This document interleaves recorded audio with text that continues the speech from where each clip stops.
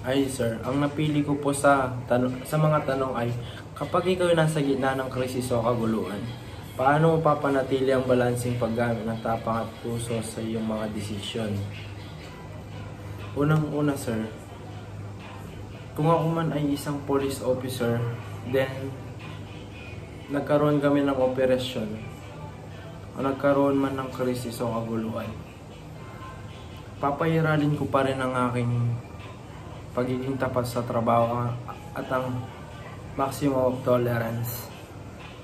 Kasi kung ano yung mga nakikita sa akin ng aking mga kasama bilang isang namumuno, kung ano yung mga ginagawa ko, magre-reflect din sa kanila yun.